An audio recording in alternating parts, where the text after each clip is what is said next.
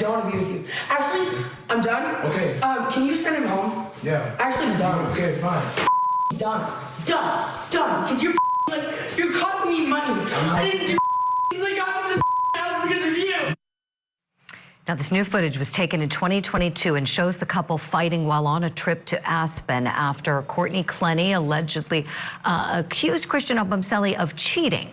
The video was then shared with Court TV by the attorney of the Obumseli family, who has a wrongful death lawsuit currently pending against Clenney. I know this is something totally different than the criminal allegations. And I want to be clear, we had a little bit of a scripting error earlier. We don't know that this was a murder. This is a death case. Whether it was a murder or whether it was a killing that was a justifiable homicide in self-defense is what's going to be determined by the jury at Courtney Clenney's trial. So she's charged with second-degree murder. That is the position of the state of Florida, but her attorneys are fiercely defending her, saying that she was defending herself from Christian Obumseli at the time that she threw the knife at him that ultimately led to his death. I want to welcome in now one of the attorneys who is representing Courtney Clenney, Sabrina Puglisi, on the show with us live today to talk about this new video. Sabrina, good morning to you. It's always nice to have you on the show. Thank you for your time today. Good morning, Julie. If we could we start with that video? Because that's what, as you know, has everybody talking, and certainly you've looked at it, examined it. From your perspective, how will you and your colleague, Frank Prieto, you as a team, how will you use this, embrace it, or try to exclude it when it comes time for trial? Yeah, and Julie, I just want to say thank you for the clarification you made earlier regarding, murder versus justifiable homicide. But this is another piece, right, of the evidence. It's a snapshot, and it's a snapshot of a toxic relationship, which we've always admitted to and we've seen. I mean, and let me be clear. I mean, in no way should people put hands on another person. You know, it's not appropriate whether it comes from a male or a female. But having said that, there's also evidence in the case that shows that Obumseli put his hands on Courtney, and not in the slapping and shoving kind that we see here in this video, in a much more aggressive, dangerous manner. And that will come out in the trial.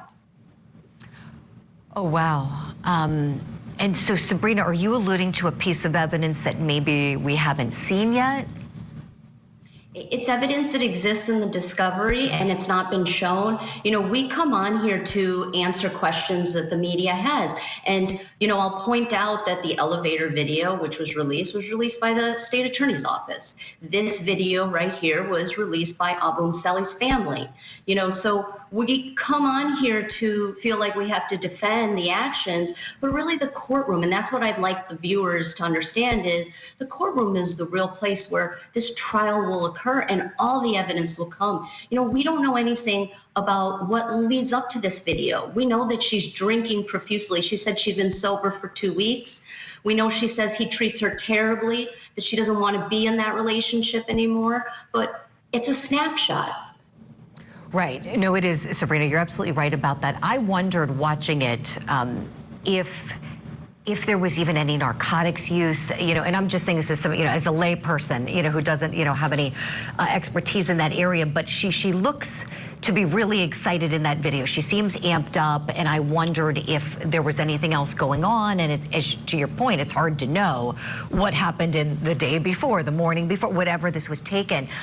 Anything else to explain, you know, what you've acknowledged? You've acknowledged, you know, the hands on another human, not right. You know, that is not right. You're not in any way justifying it. Is there anything else that was going on with Courtney Clenney at the time? Any kind of substance abuse or anything that might have been contributing to her just being so excited? I mean, it's very easy to see that she's being, what do I want to say here? It's almost like she's angry and something, you know, and you wonder, like, what precipitated this? Was there something that provoked this? Did this just come out of nowhere? How did this build? What tension, what situation created this?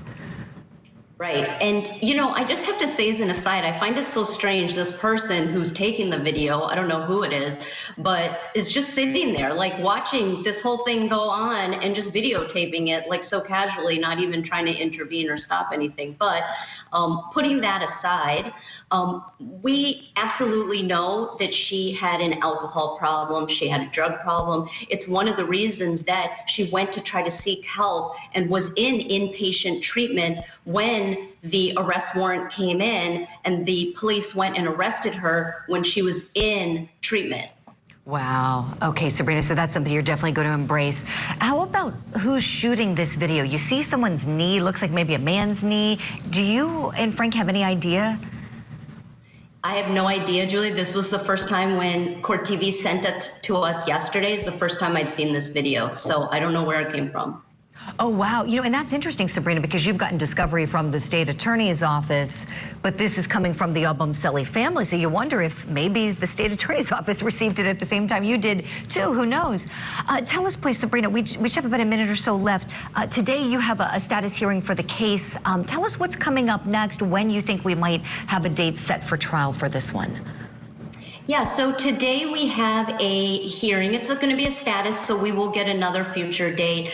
But also, the state attorney's office had filed a motion stating that they don't feel that the defense has provided all the discovery. We refute that, and so the judge is going to hear that. But also will be something interesting to come in the future is that the state attorney filed a order to show cause against Mr. Prieto for speaking to the media, and has asked that the judge rule on that. Mr. Prieto filed a response to that motion. The court does not have time to hear that today, so a future date will be set with respect to that as well, because we absolutely believe that we have the right to speak to the media, to explain, and we're really just trying to make sure that the public understands what was going on, what the truth of this is. We don't want there to just be one side heard. So that'll be an interesting one. Sure, definitely. Sabrina, I've said it before, I'll say it again as we wrap up the segment. You and Frank are really going to be what is going to be a real treat to watch in this trial. Your advocacy work, you two have done such a tremendous job for her. I can't wait to see you both in action. Sabrina Puglisi, thank you so much. Keep us posted on the hearing, please, if you would.